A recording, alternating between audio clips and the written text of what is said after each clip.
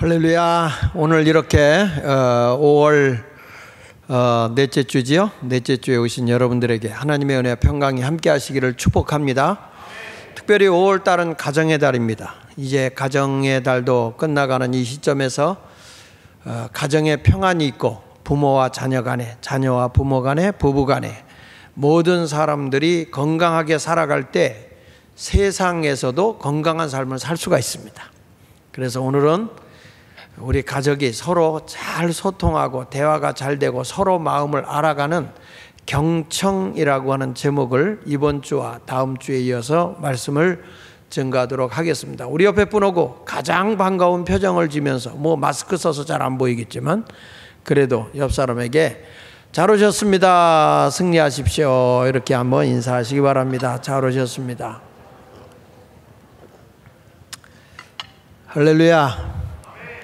오늘 아침 8시 예배를 드리면서 보니까 이 중학생 애가 파주에서 예배 드리러 왔더라고요. 파주에서 8시 예배. 나 그걸 보고 정말 대단하다. 얘들도 뭔가 소망이 있구나. 열심히 그런 신앙생활을 하는 것 같아요. 한 번은 아빠 엄마가 초등학생인데 가자 그랬더니 옷이 마음에 안 든다 이렇게 땡깡을 부르더래. 여자애가 초등학생이, 요즘엔 초등학생들도 사춘기예요. 그래가지고 막 떼를 쓰고 막 그러더래. 그러면 엄마 아빠가 그 외딸이니까 그냥 자기를 어떻게든지 달래서 갈 줄 알았나 봐. 근데 우리 엄마 아빠도 만만치 않거든. 애를 놔두고 그냥 교회로 와버렸어요. 그랬더니 얘가 그 파주에서 버스 타고 교회로 왔어요. 근데 그걸 보고 그 엄마 아빠의 그 애다. 근데 얘가 뭘 나가면 그렇게 모범적이고 잘해요. 근데 보면 부모는 아이의 마음을 알아야 되고 또 아이는 부모의 마음을 알아야 되겠죠. 그런 모든 서로가 소통하고 잘 관계를 갖는 것이 저는 어디서부터 이루어지냐면 경청이에요. 경청.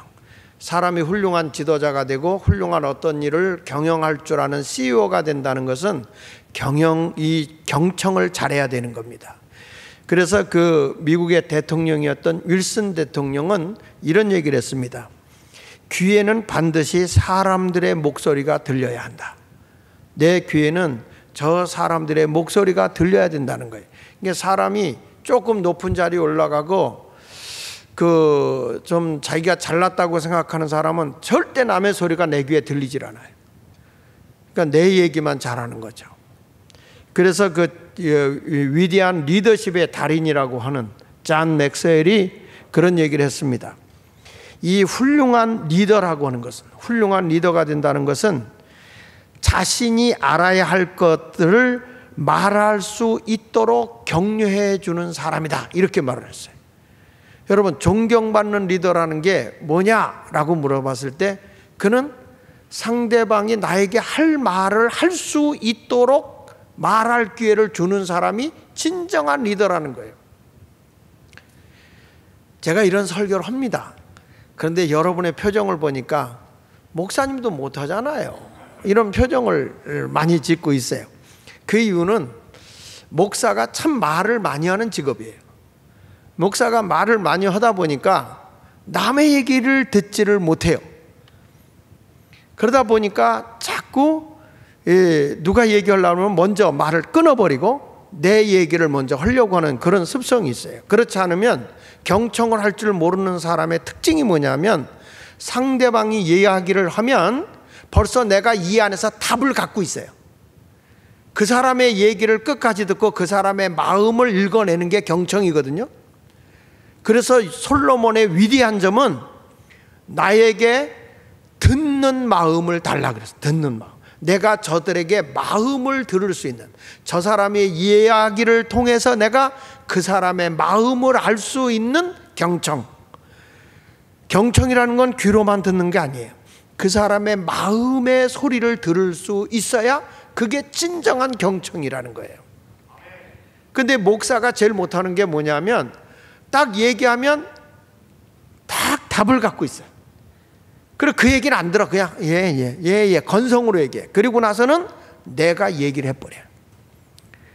설득을 시키는 거죠. 내 것을 가지고 그 사람을 설득시키려고 하는 거죠. 그 사람을 인정하기보다 그분의 마음을 충분히 이해하고 가르쳐 주려고 하기보다는 내 얘기를 주입시키려고 하는 게 그게 목사야. 그러니 내가 이런 경청이라는 설교를 하려고 하면 여러분의 표정 속에서는 너나 잘하세요, 이런 표정을 짓는 것 같아. 그래서 나도 변화돼야 되고 여러분도 변화돼야 되는 것입니다. 경청이라고 하는 걸 사전에서 찾아보면 남의 말을 귀 기울여 주의 깊게 듣는 것이다. 그러니까 상대방을 이해하기 위해서 듣는 것이 경청이에요. 한번 따라합시다. 상대방을 이해하기 위해서 듣는 것이 경청이다. 그러니까 상대방의 말을 듣고 상대방의 마음을 알아내는 거예요. 그분의 마음을 알아낼 수 있는 것이 경청이란 말이에요. 그런데 그것이 없이 그냥 소리만 듣고 내가 충분히 들었다고, 충분히 들었다. 근데 그분의 마음을 전혀 이해하지 못한다면 이것은 소통도 안 되는 것이고 전혀 이해할 수 없는 사람이 되는 거예요. 우리 옛 속담에 이런 말이 있습니다. 어른 말을 들으면 자다가도, 알잖아요. 여러분이 좀 대답해 보세요. 어른 말을 잘 들으면 자다가도 떡이 생긴다, 떡이 나온다, 이런 말이 있어요. 그게 왜냐하면 그분들의 지금까지 살아온 경험, 그런 것들이 다 배어 있기 때문에 그렇단 말이에요. 근데 요즘에 젊은이들을 보거나 이렇게 보면 똑똑하죠. 똑똑하고 잘 이해를 해요. 그러니까 어른들이 무슨 얘기를 하면 다 알아요, 다 알아요, 이런 식으로. 그러니까 자녀가 부모의 말을 잘 듣지 않는 시대란 말이에요. 그게 무슨 얘기냐면 요즘 젊은이들도 경청을 못해요. 자기 얘기만 하고 끝나는 거예요. 또 부모님들도 바쁘다 보니까 자녀들의 마음을 이해하지 못해요. 엄마가 막 설거지 하다가 애가 뭐라 그래요. 그러면 엄마는 듣지도 않고 알았어 그래요. 이게 설거지하는 물소리, 수돗물 소리 때문에 들리지도 않아요. 근데 애가 뭐라고 얘기하는데 알았어 그래. 근데 애는 그거 알잖아요. 그러니까 애가 와서 엄마한테 그래요. 엄마는 왜 내 얘기 안 들어? 이렇게 얘기해요. 그럼 엄마는 들었어. 뭐라고 그랬는데? 몰라. 여기 그런 사람들이 여기 대부분이야, 대부분. 그래서 오늘 이 경청이라고 하는 말씀을 통해서 여러분 모두가 영향력을 줄 수 있는 그런 사람으로 변화되기를 축복합니다. 여러분, 이 경청이라는 단어는 내가 가정에서 좋은 엄마가 되는 거고 좋은 아빠가 될 수 있는 것이고, 뿐만 아니라 내가 사회에서 어떤 일을 할 때에도 그 사람이 훌륭한 지도자가 될 수 있는 거예요. 뭐 감투만 뒤집어 썼다고 그 사람이 지도자입니까? 그 사람의 명예를 가지고 있다고 해서 지도자입니까? 아니에요. 경청을 잘해야 지도자인 거예요. 경청을 잘해야 훌륭한 엄마 아버지예요. 그 아멘 안 하는 사람은 엄마 되기를 포기한 거죠. 그러니까 또 자녀들도 사회에 가서 영향력을 행사하고 사회에서 훌륭한 지도자가 되고 어떤 최고의 CEO가 돼서 경영인이 되려고 한다. 그런 사람에게는 뭘 잘해야 되느냐? 말을 듣고 저 사람의 마음을 읽어내는 능력을 가져야 돼요. 그것이 바로 경청이라는 거예요. 경청. 그래서 오늘은 경청, 다음 주에까지 경청에 대한 말씀을 증거합니다. 여러분, 너무 중요한, 우리가 살아가는 데 있어서 없어서는 안 될 경청이라는 단어를 오늘 여러분에게 말씀하지만 이 말씀이 삶의 지표가 되기를 축복합니다. 첫째로는 자녀들이 부모의 교훈을 경청하는 지혜를 가져야 됩니다.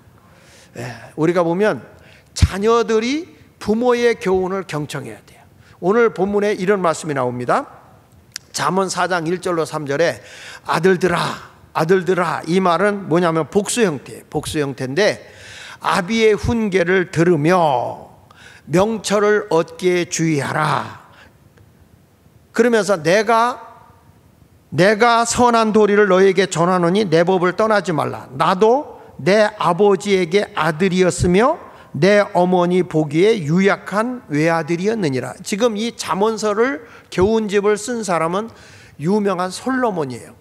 솔로몬의 왕인데 이 솔로몬이 자기 자녀들을 놓고 지금 하는 얘기가 아비의 훈계를 들으며 명철을 얻기에 주의하라.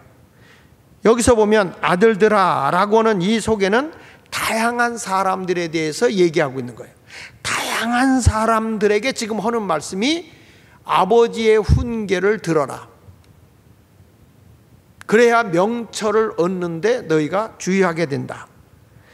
그러면서 이런 얘기예요. 그 3절에 보면 나도 내 아버지에게 아들이었을 때가 있었다는 거잖아요. 아버지의 아들이었고 내 어머니 보기에 아주 유약한, 연약하고 부족한 그런 외아들이었다. 엄마가 봤을 때, 아버지가 봤을 때는 한없이 부족하고 연약한 존재였었다는 거예요. 근데 지금 내가 다 모든 것이 잘 된 것 같아도 그렇지 않다는 거예요. 제가 어저께 제 아내가 이제 기도원에서 지금 금식하며 기도하고 있다고 그래서 강원도 평창에 그 장로연합회 수련회 가서 설교를 하고 잠깐 들렸습니다. 야, 나는 아침 일찍이 갔다가 10시 15분부터 설교인데 한국이 동해까지 다 주차장이더구만요. 길이 얼마나 밀리는지. 가지고 한 4시간 가까이 갔어요, 아침에. 그래가지고 내비를 보니까 2시간 15분이면 충분히 갈 수 있다고 그래서 여유 있게 갔다가 아주 11시에 겨우 서서 설교를 했어요. 그리고 제 안에 있는데 왔다가 또 장로님들과 5시에 미팅이 있어가지고 장로님들과 만나는데 하루 종일 그러다 인생이 다 끝났어요. 야, 그래서 이제 어저께 아내를 잠깐 이렇게 만나고 그렇게 오면서 제가 아내한테도 그 얘기를 했고 또 어제 그저께 철야 심야기도 끝나고 우리 전도사한테도 내가 그런 얘기를 했습니다. 이 어른들의 말을 잘 들어야 된다, 경청해야 된다는 거예요. 그런데 젊은 사람들은 그거 들을 필요 없어요. 그거 우리 다 알아요. 이거 뭘 안다고 그러세요. 이런 식으로 젊은이들이 또는 요즘에 자녀들이 좀 배웠다고 그래서 무시해 버린다는 거죠. 그러다 보면 사람들이 저 사람이 좀 마음에 안 들어, 저 사람이 좀 넉넉하지 않은 것 같아. 그러면 그 사람을 다 이렇게 쳐내고, 왜 아빠는 그런 사람을 만나요? 뭐가 어때요? 당신은 왜 그런 사람 만나요? 이런 식으로 얘기할 수 있다는 거죠. 그래서 내가 우리 전도사님한테 이런 얘기를 했어요. 사람을 만날 때 말이야, 좋은 사람도 만날 수 있고 나쁜 사람 만날 수도 있어. 그리고 그 사람이 훌륭한 사람일 수도 있고 훌륭치 않은 사람도 있을 수 있어. 그런데 목사라고 하는 것은 말이야, 어떤 사람도 인격적으로 대해줘야 되는 거지. 그 이유는 그 사람이 많이 나쁜 사람이라 할지라도 그 사람과 함께하는 사람까지 다 나쁠 수는 없는 거야. 그러면 그런 분들은 좋은 훌륭한 분들을 만날 수 있는 거다. 근데 이 사람 안 돼, 저 사람 안 돼, 이런 사람을 다 쳐내버리게 되면 내 주변에는 사람이 없게 돼. 저는 우리 교회를 개척하고 시작했을 때 어디 가서 교인들을 데려오래도 나는 그런 교인 못 데려오겠어요. 어쩌면 하나같이 개척교회를 하니까 인생 개척자들만 오는 거예요. 다 털어먹고 병든 사람, 가난한 사람, 망한 사람, 내 주머니에 있는 거 다 도와줘야 할 이런 사람들만 다 오는 거예요. 이런 사람들의 신방 가면 나도 얼마 없지만 다 도와주고 와야지 그냥 올 수가 없는 거예요. 정말 딱한 상황이 오는 거예요. 그런데 그런 분들을 사랑하고 그런 분들을 위해 눈물 흘려가면서 같이 기도했는데 그분들에 의해서 예수 마을교회가 세워진 거예요, 여러분. 잘나고 훌륭한 사람들을 통해서만 일한 건 아니라는 거죠. 그래서 목회라는 것은 모든 사람을 다 품어야 된다. 근데 요즘 사람들은 그런 걸 몰라요. 그 잘못됐다고 그러죠. 막 정죄하죠. 그건 지혜가 아닌 거예요. 다 사람이 다 훌륭하겠습니까? 다 유명하겠습니까? 다 부유한 자겠습니까? 그렇지 않다는 거예요. 때로는 내가 속아줄 수도 있는 거고, 때로는 여러 가지로 내가 오해받을 수도 있는 거예요. 오죽하면 이럽니다. 우리 교인들 내가 그전에도 그런 얘기 했잖아요. 왜 목사님 옆에는 그 사기꾼 같은 사람들이 많아요? 그런 얘기를 하는 분들이 있었어요. 그때 내가 여러분들한테 그런 얘기 했죠. 목사 옆에 잘난 사람만 와야 되냐? 나는 목사 옆에 죄인이 와야 되고, 병든 사람 와야 되고, 목사 옆에 가난한 사람 와야 되고, 목사 옆에 사기꾼이 와야 된다. 그래야 내가 복음으로 변화시킬 거 아니냐? 그게 목사의 사명이지. 훌륭하고 잘난 사람만 오면 나 없어도 그 사람들 능히 산다. 그런 거를 가지고서 이랬다 저랬다 정지하지 마라. 그 내가 요번에 교육자한테, 제 아내한테도 그 얘기했어요. 여보, 내 옆에, 그리고 우리 전도사님한테, 만약에 설상 말이야, 사기꾼이 내 옆에 왔다고 하자. 근데 그 사기꾼은 말이지, 자기가 사기꾼이 아닌 것을, 아니라는 것을 보여주기 위한 사기꾼이기 때문에 데려오는 사람은 좋은 사람 데려온다? 내가 그랬죠. 그 사람이 귀한 거예요. 그 사람이 사람을 볼 줄 모른다니까. 우리 교회 부흥에 오셨던 최경호 목사님이 처음에 교회를 개척하니까 기존 교회에서 적응 못하는 교인들, 상처받고, 그리고 성격 괴팍하고, 얼굴에 늑대 충만 이렇게 써 있는 사람들, 싸나운 사람들, 이런 사람들이 아무데도 환영해 주지 못하니까 개척교회 온다고요. 기성교회에서 소외당한 사람들이. 그런 분들이 왔을 때 이 최경호 목사님이 정말 사람 같지도 않더라는 거예요. 우리 교회 오지 마, 나가. 그랬더니 저희 집 식구만 남더래. 그래서 그 뒤부터는 아무나 오게 아무나 오게 하면서 사랑으로 대했더니 모든 사람들이 교회에 와서 그렇게 훌륭한 봉사자로 변화되더라. 그렇습니다. 여기 사람은 누구든지 아버지의 아들일 때도 있지만 어머니가 볼 때는 유약하고 연약한 사람도 있다는 거예요. 그래서 지금 이 솔로몬이 많은 사람들에게 지금 하는 얘기가, 아들들아 아비의 훈계를 들으며 명철을 얻게 주의하라. 이 말음 속에는 다양한 사람들의 관계 속에서 너끼리끼리만 놀지 말고 모든 사람을 포용해야 된다, 이 말이에요. 이런 것을 우리가 보면서 서로가 서로를 인정해주고 존경해주고 그 사람의 마음을 읽어낼 수 있는 그런 아름다운 신앙의 삶을 살아가야 할 줄로 믿습니다.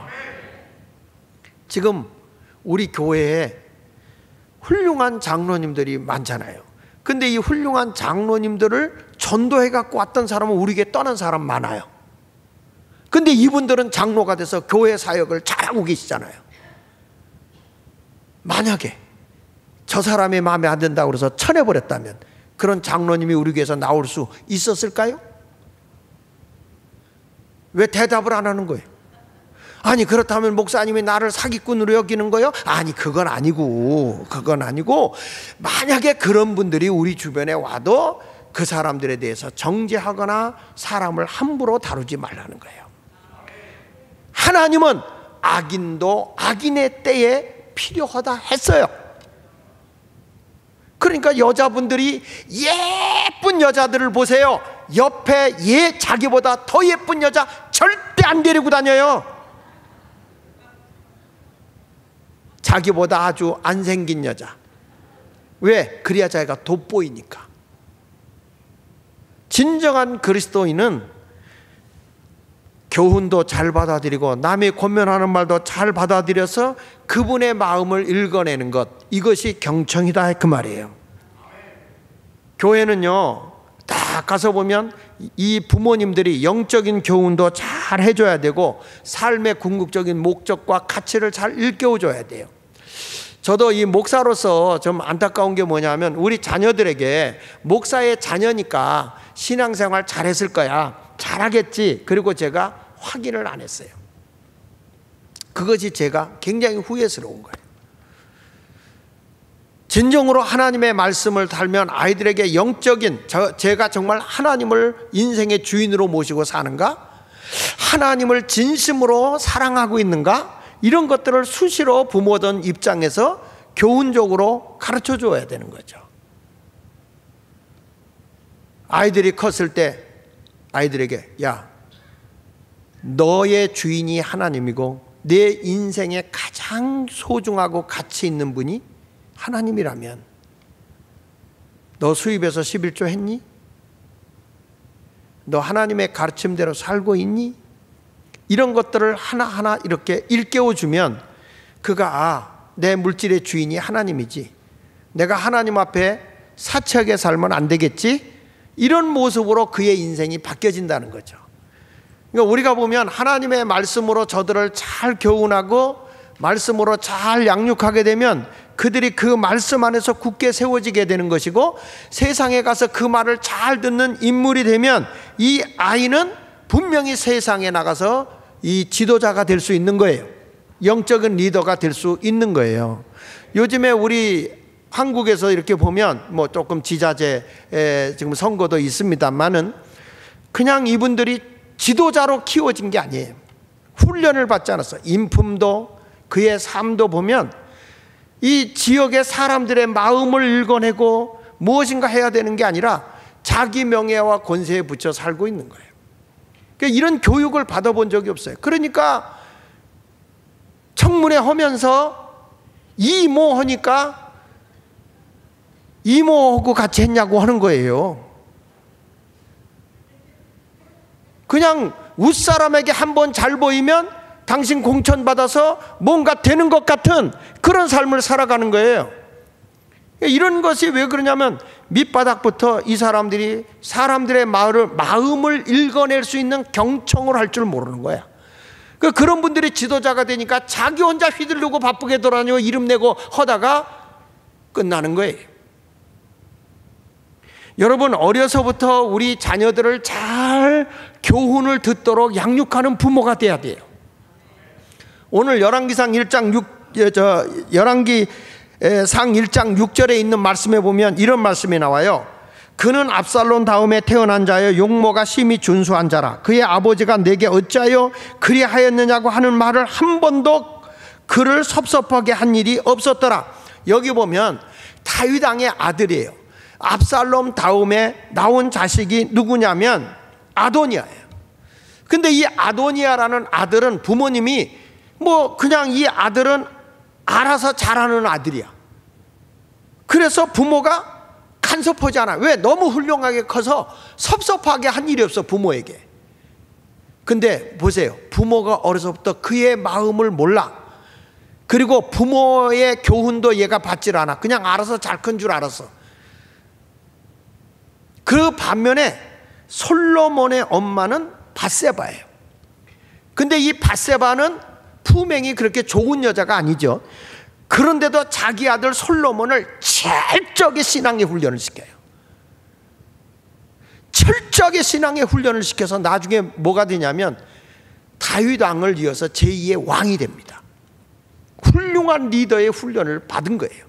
근데 아도니아는 혼자 스스로 잘 컸다고 해서 그의 엄마가 학깃이라는 자가 양육을 안 해요. 알아서 잘하겠지, 그냥 될 거야.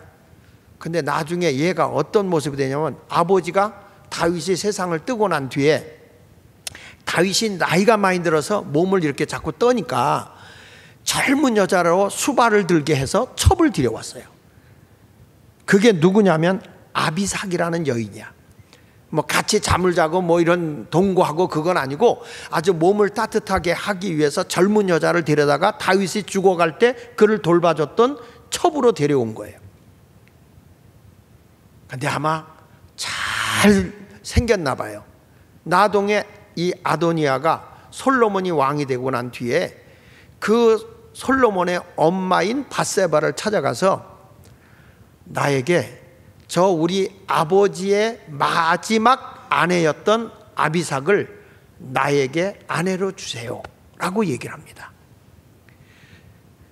그래서 이 밧세바가 솔로몬에게 찾아가서 자그마한 부탁 하나가 들어왔는데 이것 좀 들어주면 어떨까 하고 얘기하니까 솔로몬은 굉장히 지혜로운 자잖아요. 이 사람이 자기가 왕이 되려고 모함을 꾸미는 거다. 그래서 결국에는 아도니아가 솔로몬에 의해서 처형당하고 죽습니다. 난 여기서 뭘 깨닫냐면 사람이 이 어려서부터 이 경청, 교훈, 잘 그 마음을 알아내는 것을 읽어내지 못하면요, 그 사람은 파멸이에요, 파멸. 그래서 우리는 교훈으로 잘 가르쳐야 하는 것입니다. 저는 그것을 아이들에게 정말 어려서부터 이렇게 가르치지 못하고 하나님의 말씀으로 그냥 목사의 자식이니까 알아서 잘 컸겠지라고 생각했던 것이 조금 제가 좀 아쉬웠고 지금 회개하는 것 중에 하나예요. 여러분들도 그냥 교회다 애들 맡기지 말고, 요즘에 우리 교회가 인성교육을 하고 있지 않습니까? 하나님의 품성교육을 하고 있잖아요. 이 경청이라는 거 오늘 같은 것도 같이 얘기를 들으면서 자식이 부모의 말을 경청하는 것도 같이 나누고, 그리고 하나님의 말씀을 경청하는 것도 나누고, 그러면 아이들을 통해서도 부모가 아이들의 말을 경청하는 것도 배우게 하고, 그래서 서로가 가정이 경청하고 서로의 마음을 알아간다면 그 가정은 행복한 가정이에요. 자존감 있는 가정이 될 것입니다.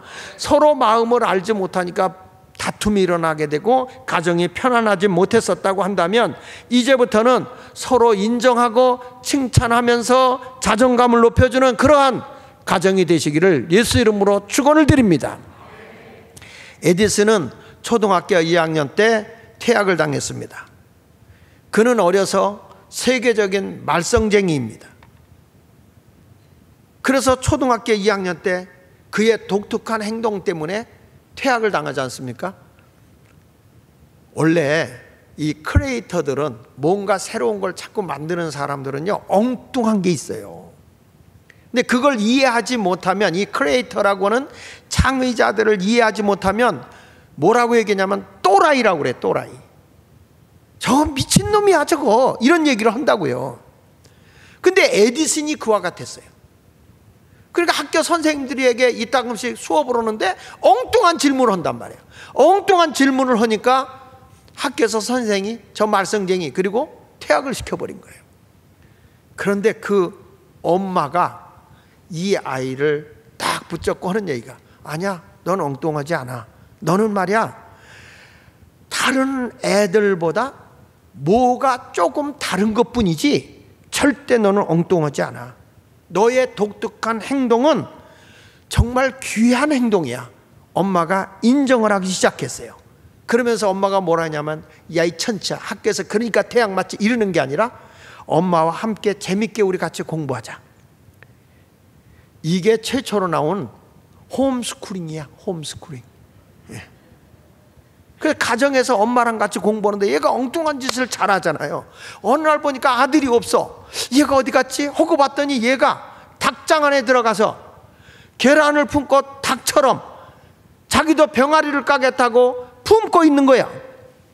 우리 교인들 같으면요, 닭장 안에 들어가서 등장을 후려 패면서, 니놈의 새끼가 닭이냐?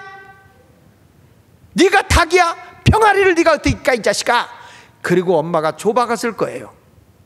이 엄마는 그렇질 않아. 그 아이의 마음을 알아.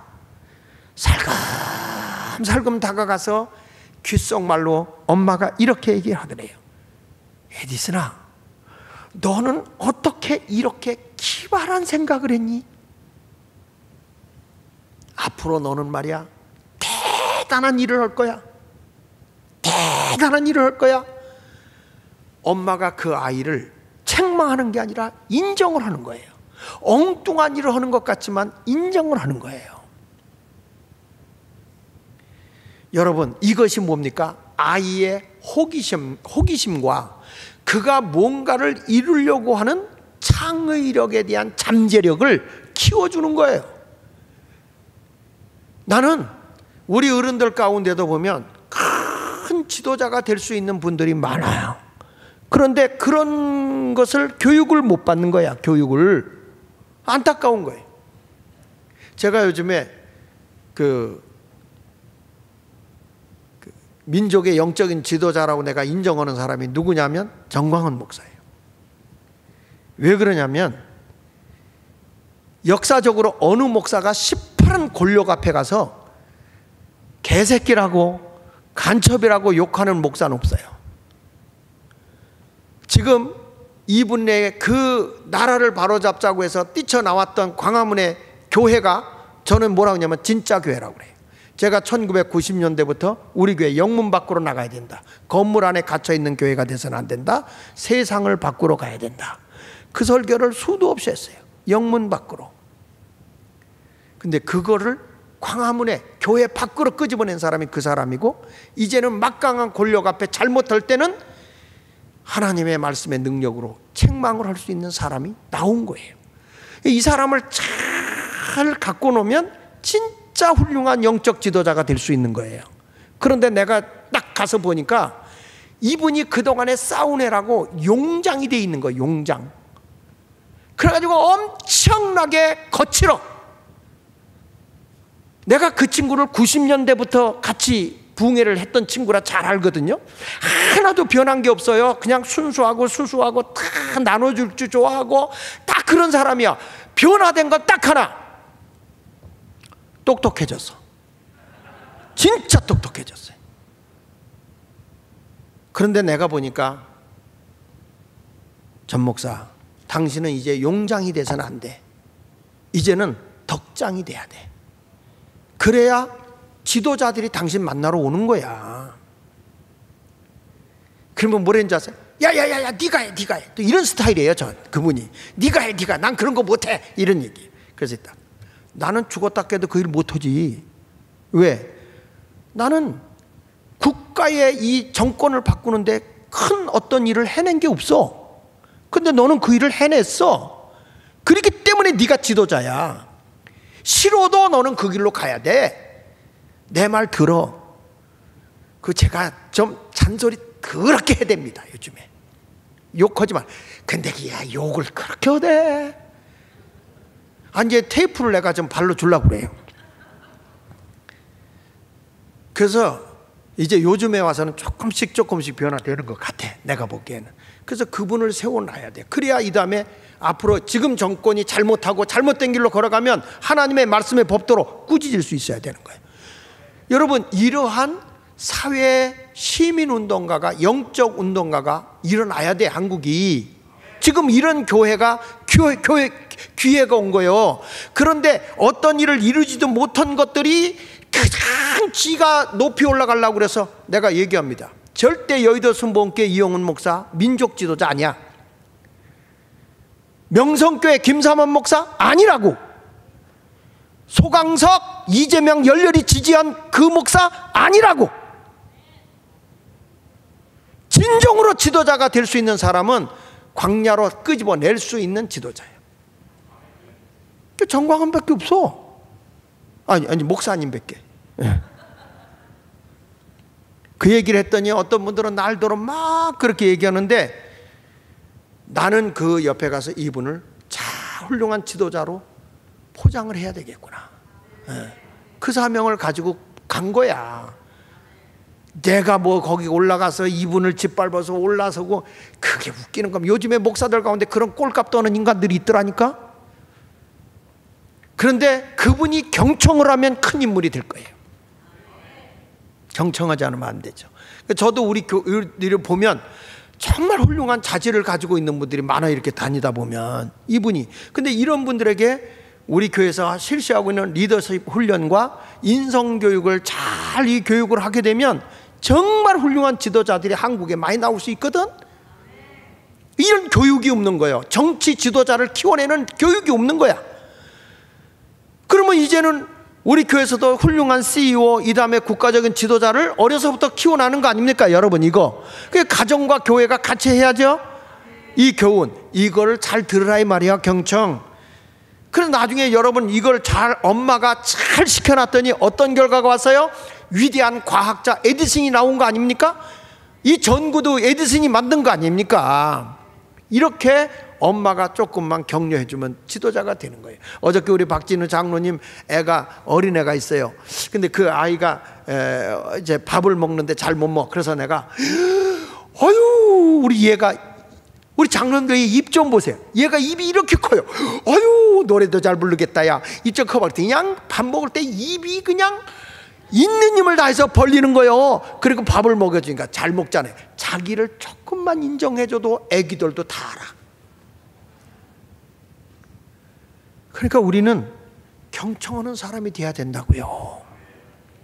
할렐루야. 하나님의 말씀을 경청하십시오.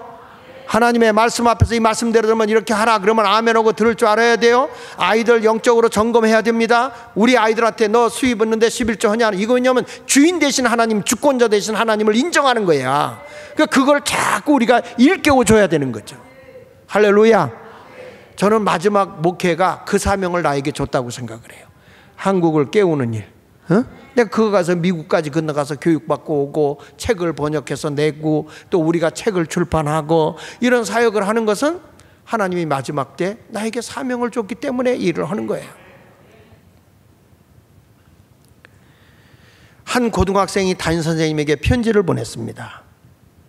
그 편지 내용은 이런 거였습니다. 선생님, 내 친구 하나가 아파트 10층 옥상에서 뛰어내려 죽었습니다. 한편으로는 불쌍하지만 한편으로는 그 친구가 부럽기도 합니다. 그가 남긴 글에 성적 부진이 너무 힘들었다는 것입니다.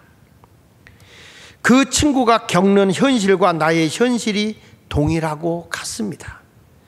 공부 잘하는 학생만이 좋은 학생으로 인정하는 교실, 학교와 이 사회는 우리를 죽음으로 내어 몰아갑니다. 공부에만 몰두하는 아이들을 보세요. 하나같이 표정 없는 아이들이고 친구도 없이 외롭게 지냅니다. 부모와 일반적인 대화도 없습니다. 우리는 너무나 힘듭니다. 선생님, 주변인들로부터 자신의 마음이 경청되어지지 않는 아이들이 얼마나 많은지 아십니까? 선생님에게 학생이 편지 올린 거예요. 제 손녀딸이 이제 3학년이에요.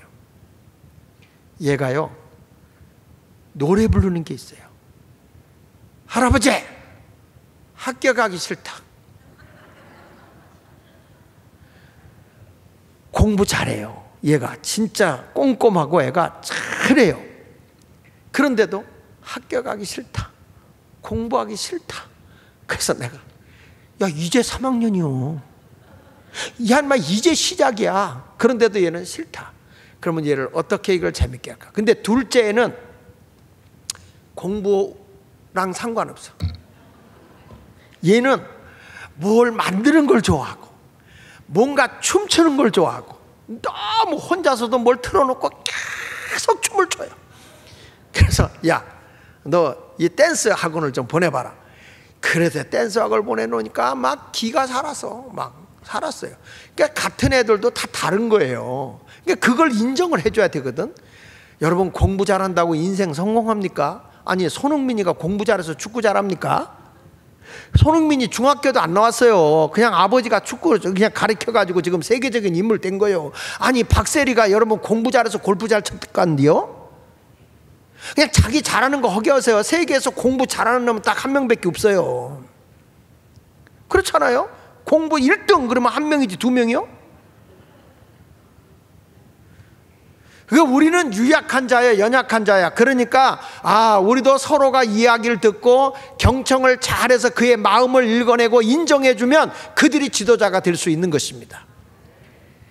두 번째 가서는 마지막으로 얘기하는 거예요. 경청이 뭐냐면, 따라합시다. 무엇이 옳은가? 크게 하세요. 무엇이 옳은가? 그거에 관심을 가져야 돼요. 누가 옳으냐가 아니에요. 우리가 왜 싸웁니까? 네가 옳았냐 내가 옳았냐 그것 때문에 싸우는 거예요. 그런데 경청은요, 네 편 내 편이 아닙니다. 경청은 무엇이 옳으냐, 무엇이 옳은 것이냐.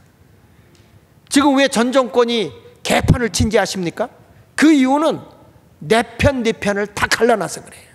지도자가 아닙니다. 그건 지도자가. 지도자는 대한민국에 무엇이 옳은 것이냐, 이것을 봐야 되는 거예요. 나하고 다르면 다 적이야. 뭐가 다 잘못됐어. 그러니 이 사람이 무슨 지도자입니까? 국가의 지도자가 아닌 거예요.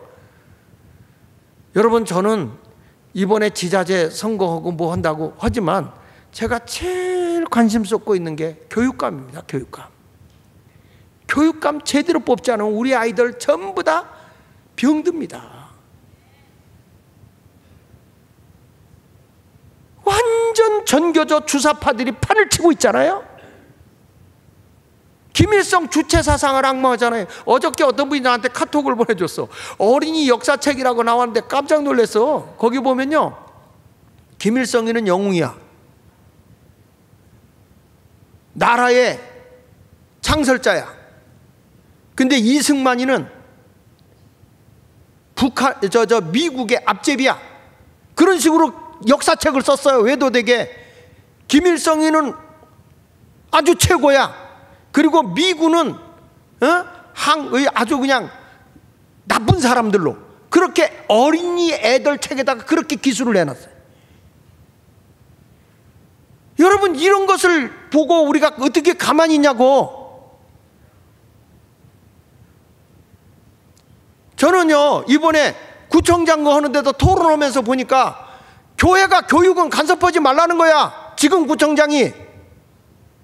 여러분, 이 나라의 교육을 누가 책임지고 시작했는데, 교회가 제일 먼저 이 나라가 너무 배우지 못하고 가난하니까 교회 세워서 학교 세운 거 아닙니까? 그래서 인재를 키워냈다고요. 근데 지금에 와서 조금 더 했다고 교회는 간섭하지 마라? 아이들의 영혼이 병 들어가는데 지금 공교육이 여러분 평준화 이렇습니까? 차별화를 이뤘지? 절대 조혜연이는 교육감 되면 안 됩니다, 여러분. 정신 바싹 차려야 돼요, 교회는.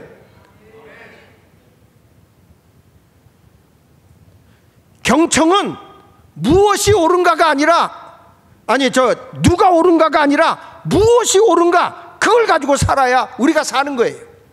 잠언 4장 4절로 보면 아버지가 내게 가르쳐 이르기를 내 말을 내 마음에 두라, 내 명령을 지키라, 그리하면 살리라. 우리 교회에서 공연 조금 했잖아요. 공연하는데 여기서 교회에서 돈 받은 것도 아니야. 이거 공연하려면 조명 뭐 해야 되고 청소해야 되고 인력이 들어가야 되고, 그러니까 요 밑에 카페에서 돈을 좀 받았단 말이야. 그걸 가지고 우리가 교회가 예배 시설 안 하고, 여러분 교회는 문화도 선교야, 교육도 선교고 모든 게 다 포괄적 선교가 다 들어가 있는 거예요. 그런데 우리한테 여러분 세금을 1억 7천 때린 거야. 그래서 우리가 법적으로 가서 싸워서 이겼지만 그런 사고방식을 가지고 있다니까. 그러면서 펴달래. 교회가 여러분 세상이 잘못 갈 때는 강력하게 저항할 수 있어야 되는 거예요. 좋은 게 좋지. 어떤 분은 그러더라고. 목사님, 나는 목사님이 그 6월 1일 선거 끝날 때까지 나는 교회 안 나갈 거예요, 그러더라고. 나는 분명히 얘기해. 누가 옳은가 얘기하지 말고 무엇이 옳은가 그거부터 생각하라. 다 나와. 못 나와. 기가 차서. 여러분 주관적으로 판단하지 마세요. 오해하지 마세요. 나는 누구를 개인적으로 지지하려고 한 게 아니에요. 무엇이 옳은 것이냐, 무엇이 우리에게 바르게 가는 것이냐. 성경은 말합니다. 내 말을 내 마음에 둬라. 하나님의 말씀을 내 마음에 둬라. 내 명령을 지켜라. 그리하여 산다고 성경은 말해주고 있는 거예요. 유명한 사회학자인 막스 베버가 이런 말을 했습니다. 삶의 의미에 대해 묻지 않고 삶의 의미를 생각하지도 않는 세대가 도래할 것이다. 영혼이 없는 전문가, 가슴이 없는 향락자가 나타날 것이다. 이것이 말세다, 말인이다. 여러분 다음 이 마지막 때가 되면 사람들의 아이들이 생각 없이 산다는 거예요. 사람들이 그냥 흘러간 대로 산다는 거예요.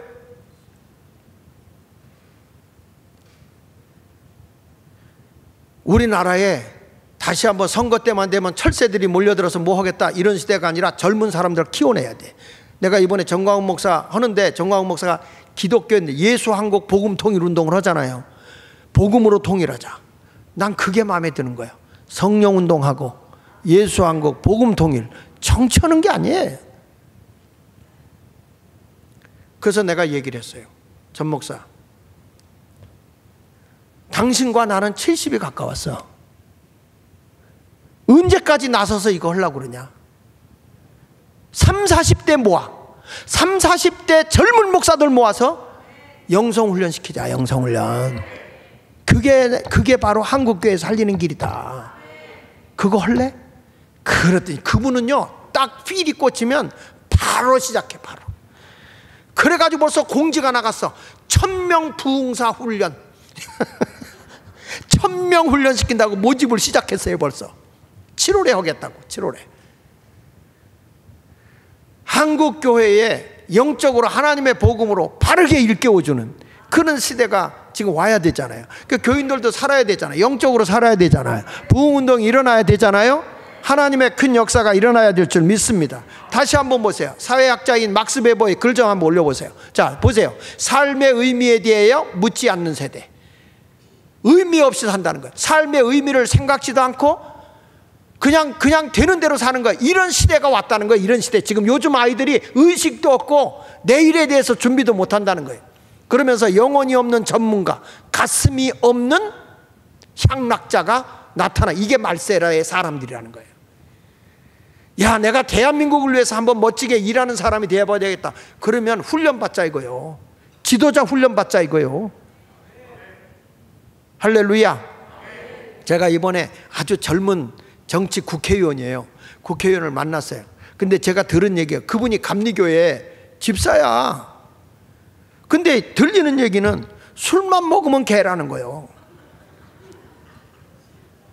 그래서 내가 그분을 딱 만나서 당신은 훌륭한 자질도 있고 다 가지고 있는데 유학까지 다 갔다 오고 실력도 있는데 술만 먹으면 개라고 소문났어.